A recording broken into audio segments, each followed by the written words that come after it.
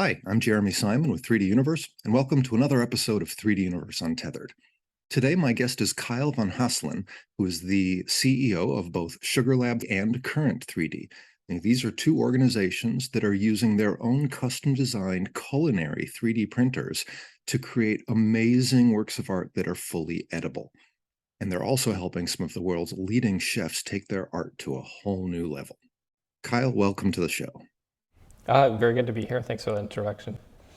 So maybe we could just start with a little bit of a background for yourself. If it's Hmm. okay with you, I'm going to do a little screen sharing today. I thought it might be nice to look through your website and Perfect. kind of talk about some Yeah. of the things on there. But before I do that, just tell us a little bit about yourself and your background, and maybe tell us about the relationship between these two organizations, Current 3D and Yeah, Sugar sure. Lab, and we'll Yeah. go from there. Yeah. Okay, cool. So, yeah, I'm Kyle von Hasseln, and I live in Ojai, California. The headquarters of the company are in downtown Los Angeles, California. That's where the company was founded as well. The company began about 10 years ago. I was a graduate student in architecture. I was fascinated by 3D design and rapid prototyping. And rather than focusing on building homes or buildings as a graduate student, I really focused my thesis and all of my research work on rapid prototyping and digital design and the interplay between the two. And I ran a small business as a graduate student in architecture, and I would print 3D models for my fellow graduate students. This was the time when MakerBot first came into the scene, and desktop 3D printers were kind of first available, maybe around like 2012. So things were really changing, especially for students, and in the education space, people had access to 3D printing for the first time. And that was really influential to me. And began as a hobbyist using FDM, extrusion 3D printers, but I quickly, I wanted to kind of hack and play with the machines and retrofit them. And what I would do is find professional 3D printers that were maybe like 20 years old and affordable, and I could get them into my basement and then play with them. And so as an architecture student, I was interested in 3D printing with sawdust and ceramic and cement. And I tried sugar actually kind of as a lark because I thought, well, this would be really inexpensive if sugar 3D prints well. And I wasn't a foodie, so it took me months to really come back to the project. And I realized, wow, what would it be like to make this food and system entirely food safe? And could I start a design firm, a 3D design firm for chefs? Could they call us up, ask for a certain design, we would design it and 3D print it and deliver it to them, like cake frosting that was elaborately beautiful for a wedding. And my partner and I, Liz and I, my wife, and I started the company, and we had no idea if it would work. In fact, we thought maybe it won't work. It's a little out there, but pastry chefs the world over gravitated to the technology. They were very enthralled with the idea, and that was important for us to see that motivation, to see professionals and people at the top of their game really understand the technology. And in many ways, they understood the technology and the potential for it better than we did. And they really pointed the way toward innovation, the kinds of innovation we would need to do in the company to make the tech really relevant to the food space. And so they've always been like a guidepost for us. So that's how the company got started. Current 3D is our parent company, and that is the name of the company that does, you know, all of the B2B work. So because we own this 3D printing technology, we invented it and developed it, beginning 10 years ago to today when it's commercially available. We can manage 3D printed food projects for other groups, or we can help those groups use the technology inside of their own kitchens. And that's the Current 3D part of the business, and it's the biggest part of the business actually. And then Sugar Lab is our experiential retail brand, and that helps consumers find the technology and be able to, just reach out and I think for the first time really get 3D printed food and have it delivered out to them at home. And we have a custom section on the site called Sugar Lab Pro. And so if you're hosting a party or an event, we can help you design something custom and deliver it for that event. Whether you need 50 pieces of candy or maybe 2,000, we can do that. That's very cool. And what a smart business model, because it does seem like those pastry chefs that are at the top of their game, like you mentioned, they're going to be looking to do something unique that nobody else has been able to do. And what a perfect solution for that. Yeah, that's exactly right. And the great part about that is that we get to work with them, but we also like inherit all of the ideas and motivations that they have, and we can kind of build them into the company, right? They really showed us that 3D printing, not just with sugar, but with fruit powders, could be really important in terms of flavoring and making these cool new experiences. They helped us understand that the 3D prints weren't just to be eaten, but could also be dissolved into a drink or a cocktail rapidly. And that was a completely wide open space. And Yeah. so, chefs are like a third of our company in terms of employees, and they're just absolutely critical to the future of the company. All the innovation really comes from them. That's great. Now, you mentioned that part of the business that the parent company is involved with is helping to get some of these culinary folks set up in their own kitchens to do this type of work. Does that mean that you're actually helping them get the hardware and everything that they need to be able to do this kind of printing in-house? Yeah, that's exactly right. So if you are a company, I think we're all familiar, and your audience will be familiar with service bureaus, like Hmm. something like Shapeways or many other local service bureaus. And they provide a really important service across the board for whatever kind of 3D printing that you're interested in. And we operate as a service bureau in that same way. And there's this kind of pathway where obviously 3D printing food is so new that very few people have expertise in it. Even companies that have very high expertise, either in 3D design or in food, still need a hand with one component or the other. So as a service bureau, we're able to offer them a complete service by designing that 3D food product that they're interested in, and then 3D printing it for them and delivering them. And that tends to be like the earliest stage for them, a kind of pilot project or even a real SKU that's Yeah. at a supermarket somewhere. And then as they become familiar with the concept and they can start to really picture how to merge it into their logistics, we help them do that. First by, of course, helping them acquire the 3D printers and actually put it on the kitchen floor, but also how to operate them and have good practices with their local health department, how to have good uptime with the products, and how to reliably 3D print day after day, and day after day, thousands and thousands of parts. So that's one really interesting component of what we do in the food space. Typically, when we think of 3D printing, a lot of prototypes, it might be one off or 10 off, or maybe 100 components. But in the food space, we're always after lots and lots because everybody is eating multiple times a day and events need lots of food. And so repeatability and reliability and QA are a really important component. And that's something that we can provide as that service bureau entity at Current 3D. Makes sense. And that service bureau approach definitely seems like it provides a good on-ramp for people that may want to get into this, but like you said, might not have that skill set yet. They might not fully understand some of the ins and outs, and that seems like you give them a nice way to dip their toes in, see what they can do with it, see the value it provides before really diving in. So that's very smart. That's I exactly am going to right. go ahead and share my screen because there's so much good Sure, stuff on your websites, and I want to talk through some of that if you don't mind. So please. pull that up here. So we should be seeing the Sugar Lab site now. Are you seeing that? Yep, Okay, excellent. So I thought it might be nice to start here. You have a really nice statement on your About page here that I'd like to ask you to maybe talk a little bit more about. It says, "The sure, Sugar sure. Lab is the world's first true digital bakery run by a small team of rogue chefs, architects turned designers, and tech geeks in East Los Angeles. Our chefs imagine, our designers model, and our kitchen 3D prints." I really liked that introduction. And you already covered a lot of that, but just talk to me about those different elements of your process and how they work together. The chefs and the designers and the people doing the actual printing. Are these different people on your team usually? Yeah, they are different people. They really are different people. Yeah, it's kind of three groups. Tech geeks is I'm kind of softening maybe the word engineers. That's what they would say. But engineers, chefs, and designers are really the three components. And so to say a little bit more about our day-to-day operations, we have a commercial kitchen in downtown Los Angeles. We have 6 3D printers there right now, and we're looking to expand to about 15 3D printers over the course of the next quarter. So we're growing really rapidly. And in order to support a service bureau like that, these three kinds of personalities or like characteristics are really important.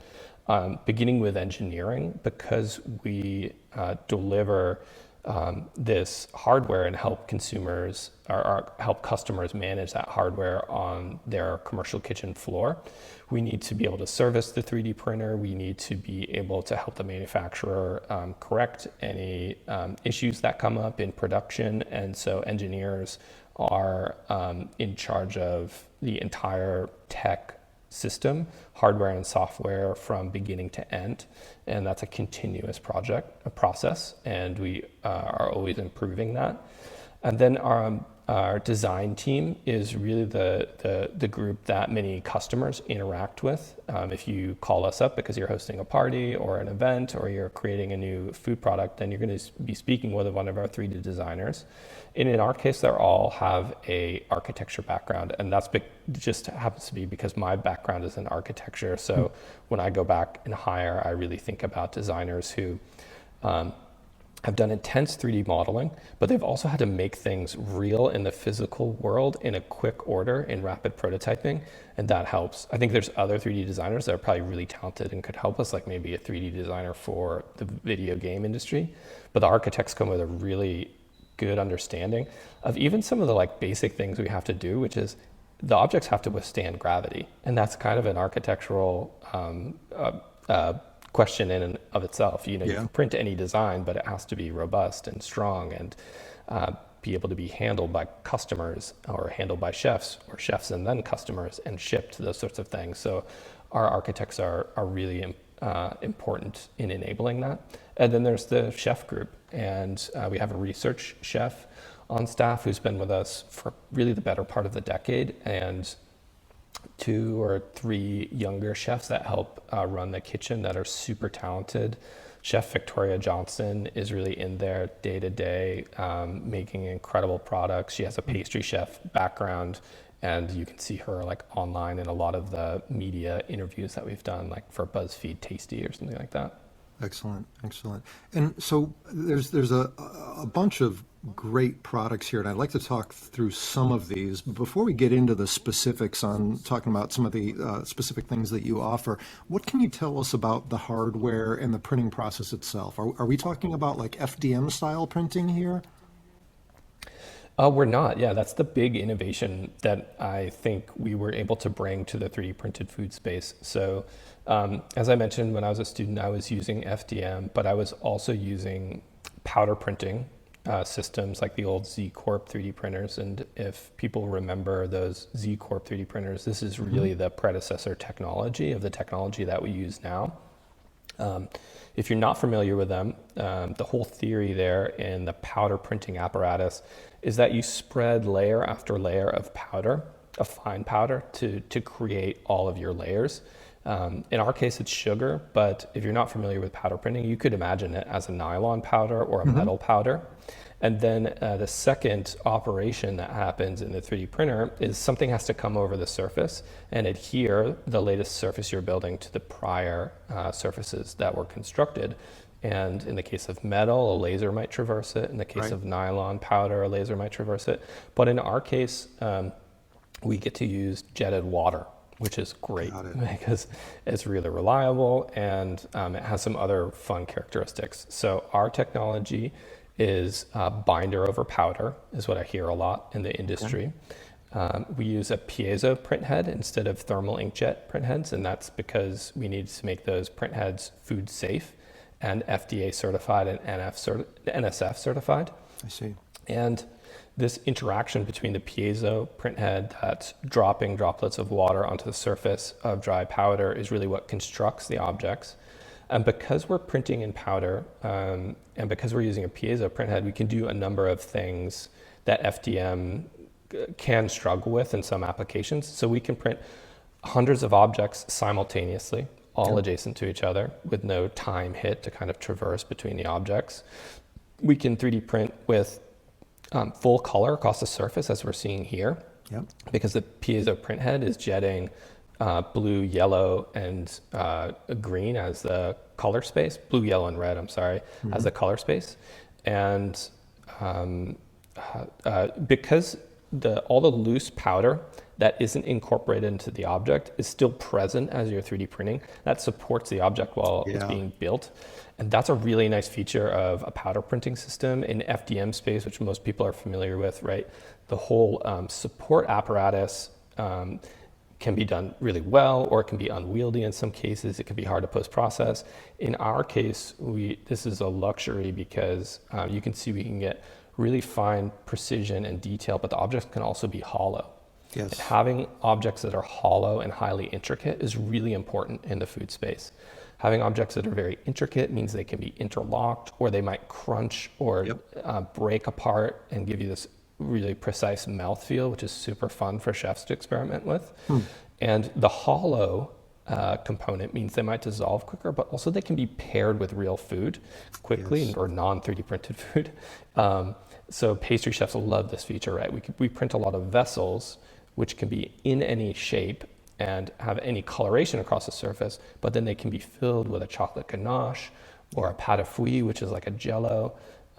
They can even be filled with brownie batter or cake batter, and then you can bake them and it will create a cake bite like we're seeing here with this incredible detailed surface.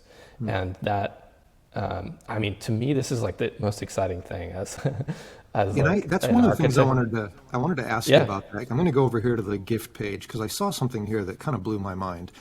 Looking at this here, I mean, the scale of that next to what I assume is a coffee mug means that's a pretty small part, and I'm amazed by the detail you're getting, not only on the geometry, but the surface detail of that color printing that you have on the face of this watch is just astounding. Is that being deposited through the as you're dropping these water droplets? Is that color being injected there? Yeah, that's exactly right. We have 4 color channels. The first one is clear, and when we jet clear, that just creates a white object because the sugar is white.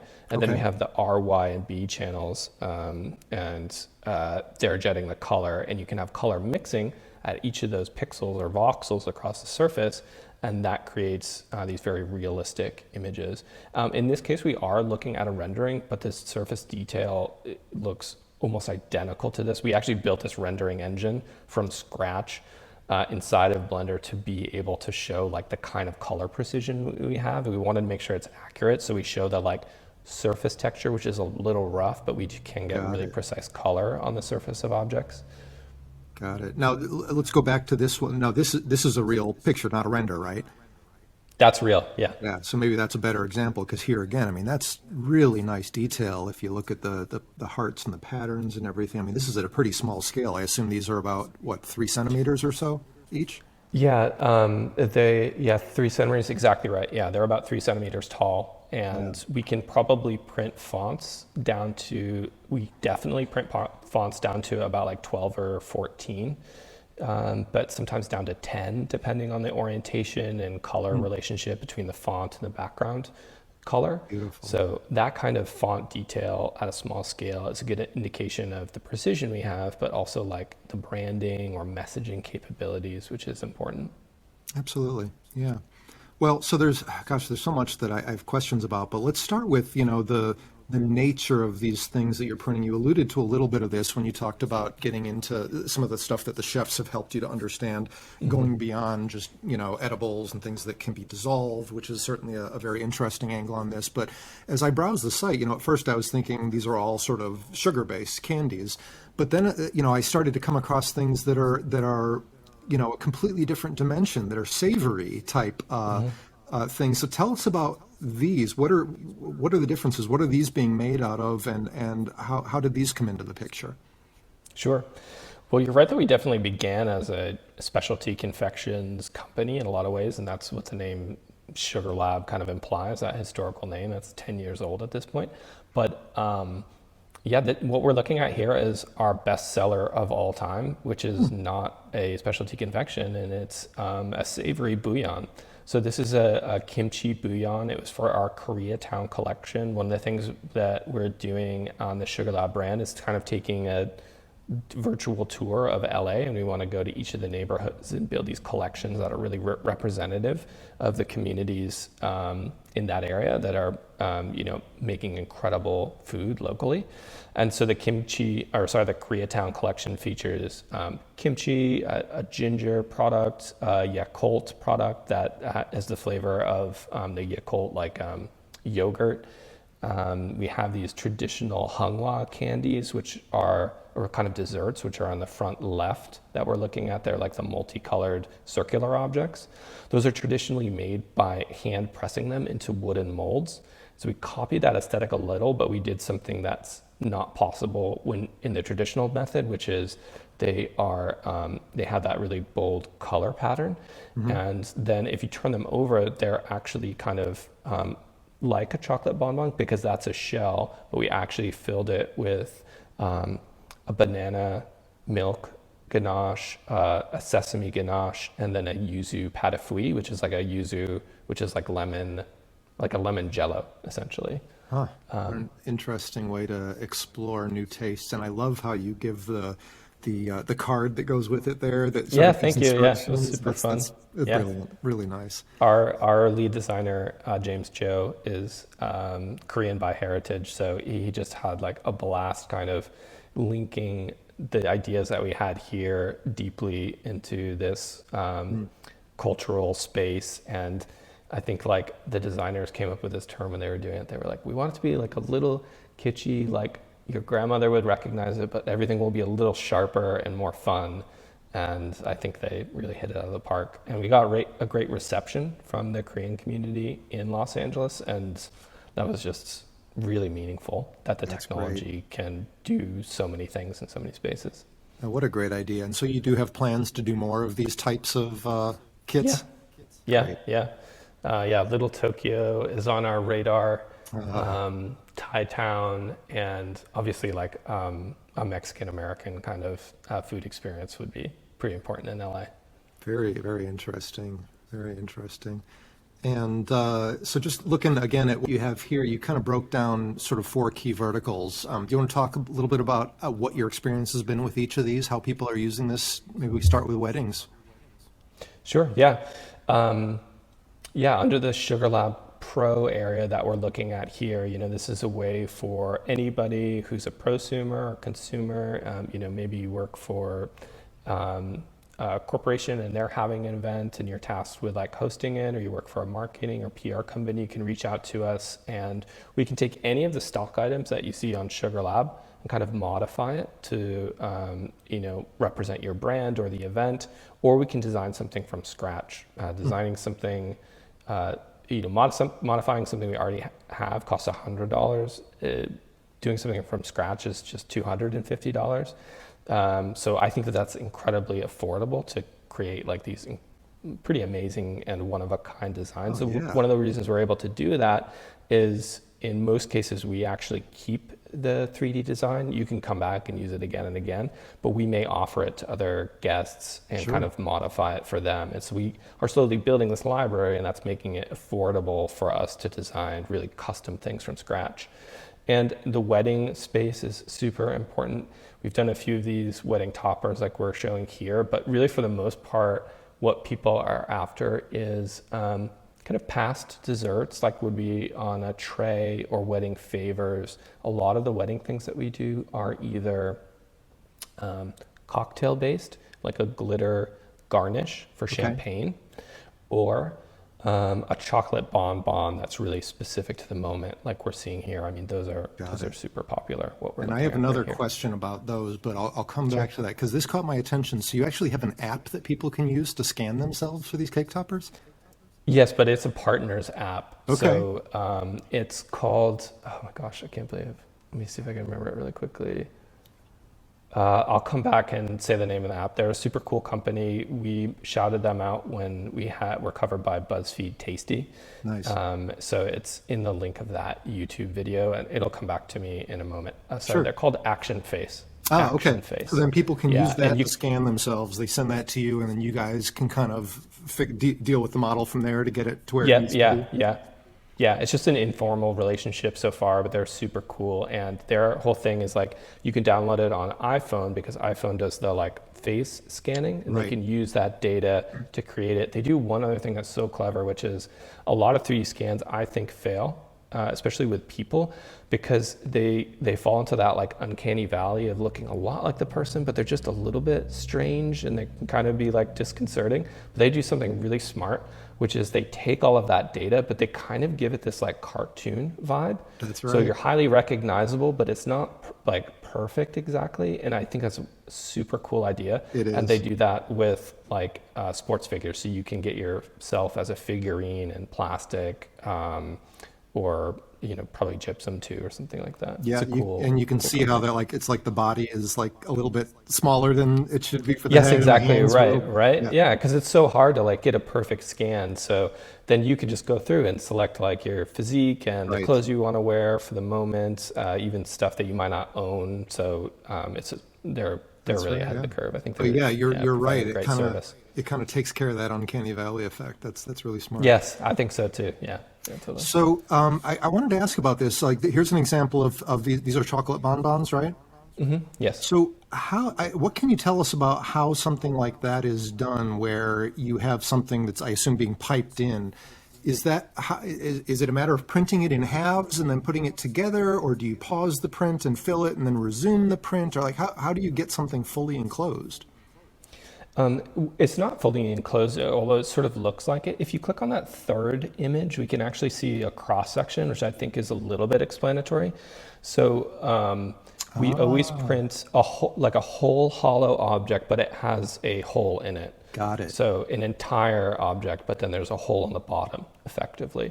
So then our pastry chefs kind of pluck that out of the 3D printer. They have to shake the dust out that's Yep, yep, inside of it because there'll be sugar in there supporting the object. right. From there, they fill it with chocolate, sometimes a sequence of chocolates. Okay. And it can be kind of like a pure chocolate, so to speak, which would be like a little bit crunchier, or it can be a softer ganache, and the ganaches can be flavored really any way you can imagine. And we can do custom ganaches. We do like a s'more ganache, um, mocha, peppermint mocha. Yeah, a lot of Saw coffee that one. flavors, that sort of thing. Yeah, Yeah. Yep. very cool. Very cool. Yeah, so we try to hide that a little bit, and we make that whole like the stable part of the object so that that's the angle that it's supposed to like rest at. I That lets see. us kind of create an angle. Sometimes we can make the object look lifted up. In the case of those lattes, like if you were to turn that latte over, there's not a paper looking bottom to it. It's just chocolate. I see. Okay. That Yep. explains it. Brilliant. So that's kind of the tell when you are wondering like how it's created. If you were holding it, you'd be able to tell. Yes. Okay. I might have to order one of these peppermint mochas. That looks really good. So gifting, is this corporate gifting? Okay. Is that been a big part of your business recently? Because these look like I would think these are very appealing to organizations putting on big events and wanting to do something unique. These look really nice. Yeah, this is a huge part of our business and it's a growing part. A lot of our clients, corporate clients that come to us, are hosting events, typically kind of like for employees. So these will be like in a swag bag for a group of employees that are getting together.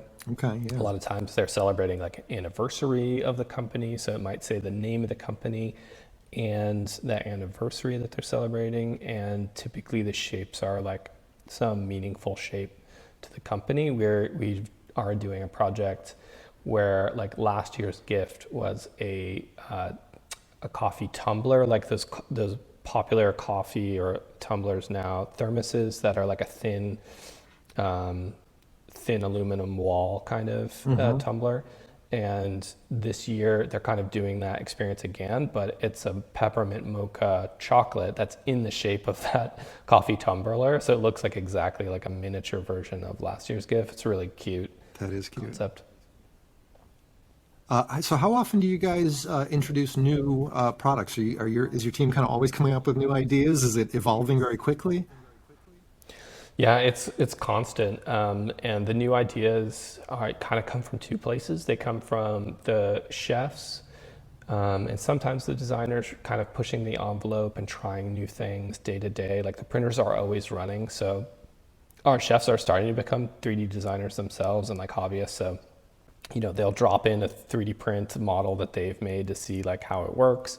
Some innovation comes from that. Some innovation is really targeted, where we ask ourselves like, okay, how can we introduce more chocolate concepts? What are we going to do next? And we'll have like a focused R&D effort around it.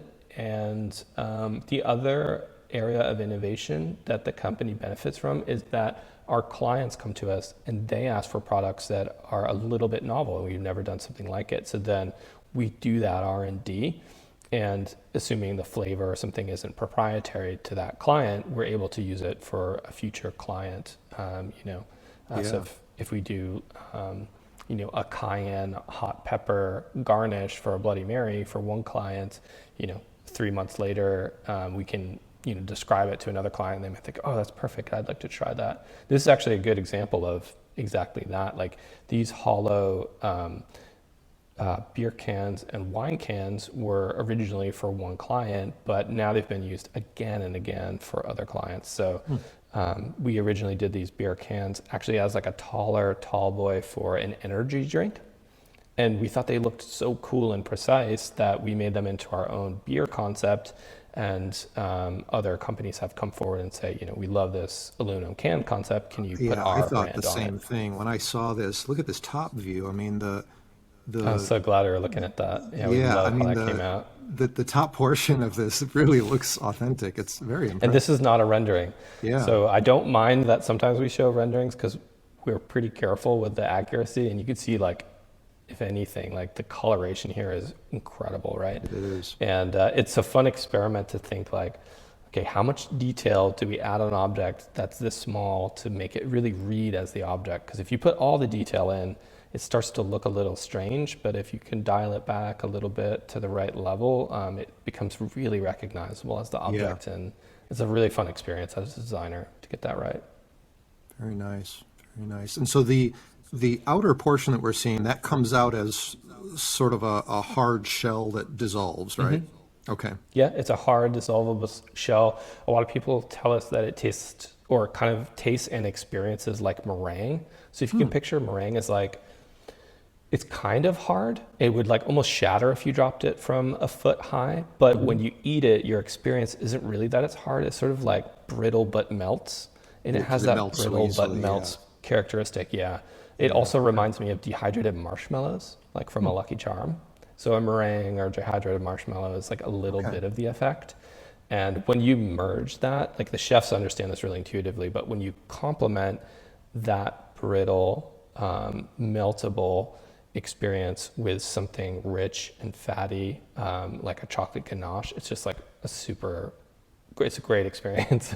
And so it's a fun compliment. This discussion is making me hungry. No worries. So much interesting stuff here. And I noticed that a lot of these, you have a whole section for vegans, and that makes sense. A lot of these would be vegan, aside from the fillings that you might put in there. But what is the shell itself? Sugar, water, and then there's some other component to that, right? I saw it somewhere on your site.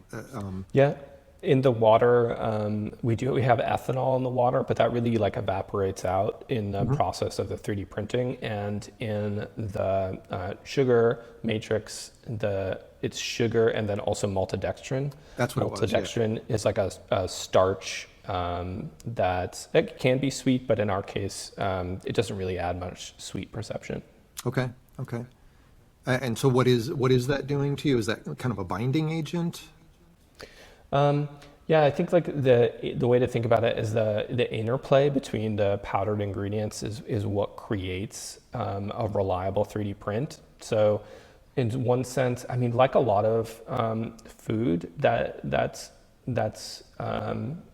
created, we use standard ingredients, but we source them really carefully and we mill them really precisely so that in fact they're kind of a highly engineered product.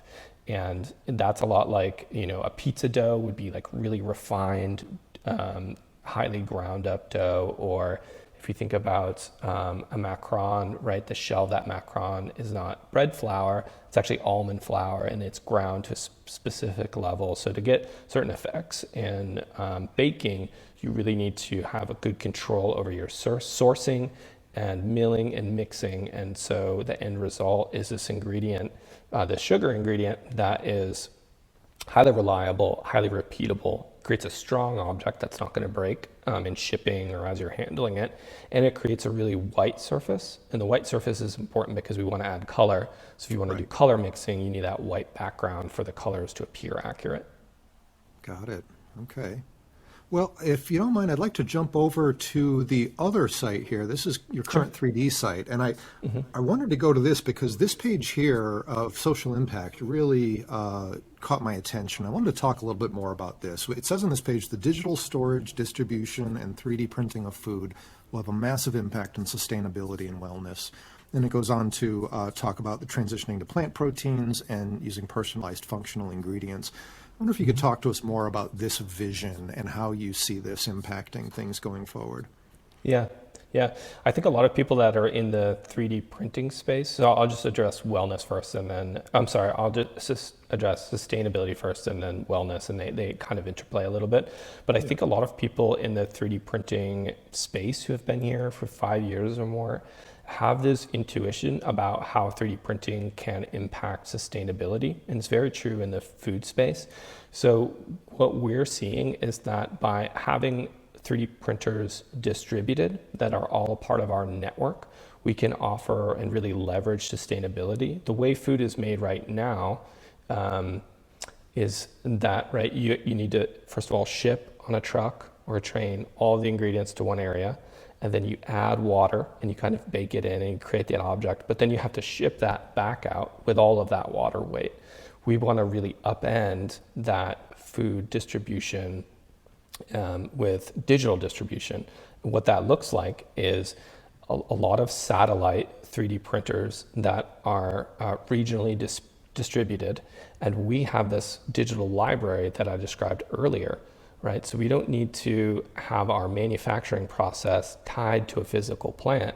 We can download and email that file that's going to needs to be printed in Atlanta, not Southern California, and that manufacturing plant doesn't need to have all this uptime or downtime to re-engineer their manufacturing line and make it work for them. The 3D printer manages all of that so they can print locally. Right? We've just eliminated half of that distribution process. But then if you're able to use sustainable ingredients on site in Atlanta that are local to Atlanta, you're redoubling that sustainability potential. So that is a huge potential of this technology. We're really aware of it. We want to have more kitchens regionally located, partner kitchens, and even kitchens that are our own.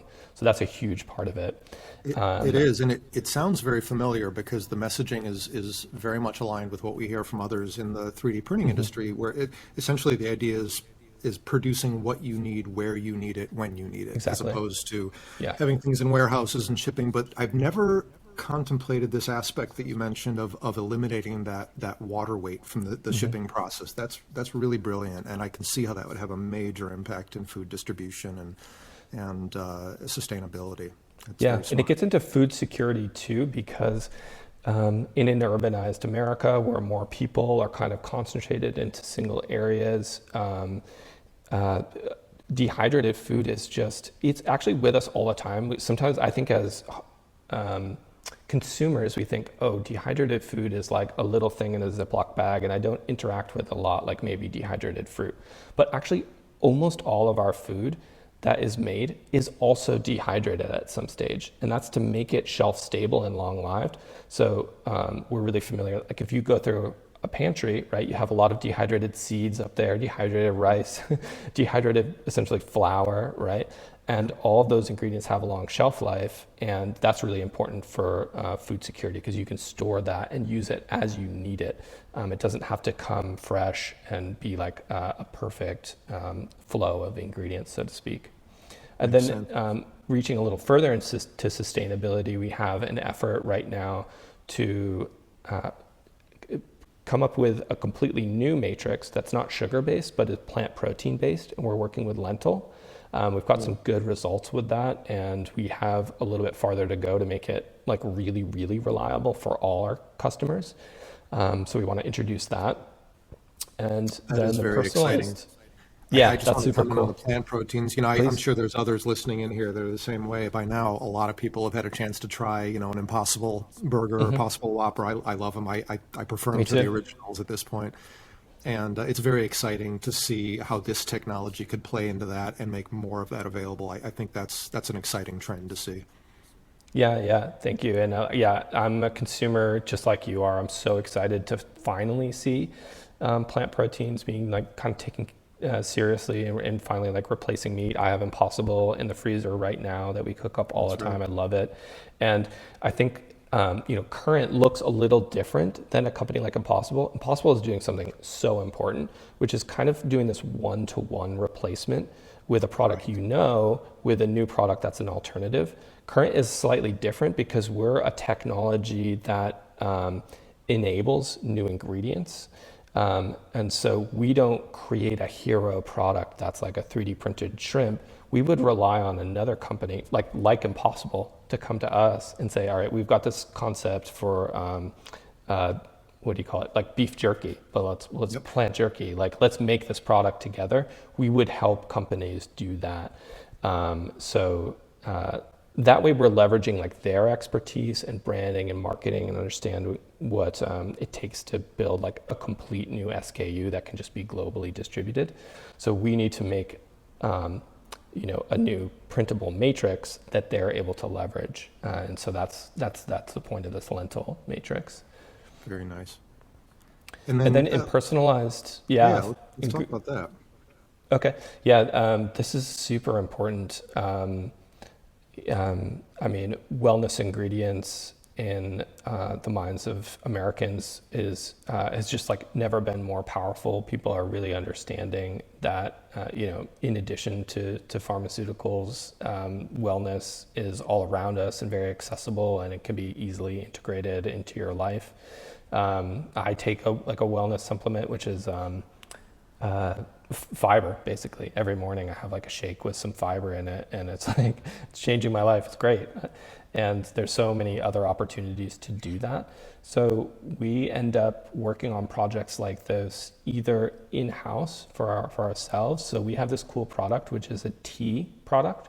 So it's 3D printed lavender and rose, and you can melt that into tea, and it gives it this really aromatic effect. And it's cool because if you eat the little lavender candy, it's actually like really earthy and almost bitter. I actually kind of like it, but for most people's palate, it's too bitter. But it's So are you real saying lavender. the Go 3D ahead. printed component is actually the tea? That's what's actually making the tea, or are you adding this to tea? You add it to tea. So it looks like a Okay. little sugar cube. It's made Okay. partly of sugar, but it's made mostly from dehydrated rose petals and I dehydrated see. lavender petals. Huh. And it smells incredible. And once it is immersed in a tea, it's really fragrant, and it's a really nice experience. And lavender has been shown over the last 5 or 6 years with increasing that kind of momentum to have an anti-anxiety component to it, Yeah. which is pretty amazing. And so that's our first wellness product that we've introduced on the wellness in the wellness arena on Sugar Lab. But we have a lot of partner companies that are working with us under the Current 3D umbrella to kind of expand that. So we have a client that is working with students, and they're making school lunches. And we are making this dissolvable fun figurine that looks like a cartoon character kind of. And you can drop that into a student's water bottle, and it's going to add vitamin C and potentially other ingredients for a more nutritious school lunch. And we've got another client that has ingredients including ashwagandha, turmeric, which are all part of this Ayurvedic diet, a golden tea or like golden milk kind of concept. And all of that and more potential is really possible with this 3D printing technology. That is, yeah, that's very exciting. So when I saw that component here about the personalized functional ingredients, it actually kind of reminded me of where people have been talking about the future of 3D printing custom medicine drugs, even where you'll eventually these things will get to the point where they can actually create custom compounds and things like that. And this seems like an important step in that direction with the nutrition side of being able to sort of customize your food to your particular needs. That's a pretty exciting development. Yeah, I think you're exactly right. And we actually have a relationship with this really fascinating 3D printing company called Aprica Pharmaceuticals. And they have a hardware technology that's really similar to ours. We both use that powder and binder system to manufacture our components. And we've been in a partnership over the course of the last year, kind of exploring, okay, what would it be like to use our technology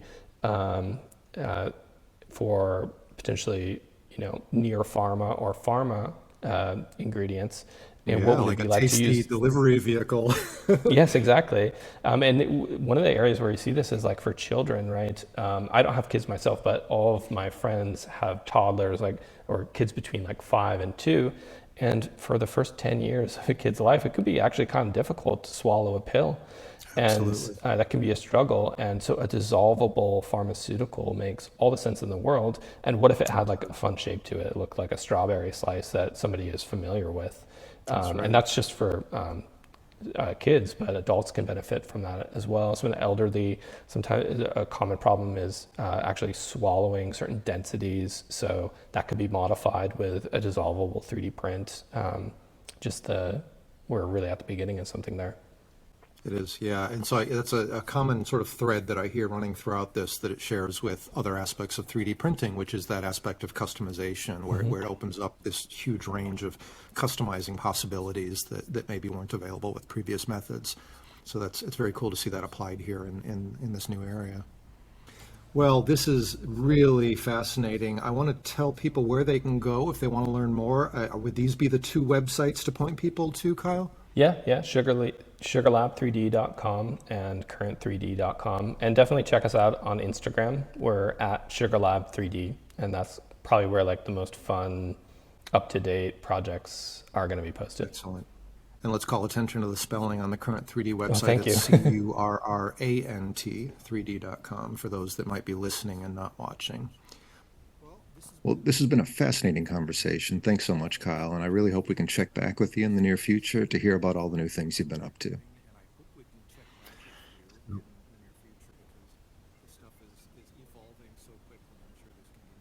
I would. Yeah, it was great to meet you, Jeremy. And if you're in Los Angeles, let us know. You should come check out the hardware in person. I would love to. That sounds like definitely a fun visit. So, It is. Yeah, it is. thanks for your time, Kyle. It's been a lot of fun. Thanks everyone for watching and listening. We'll see you next time. Thanks, everyone. Bye.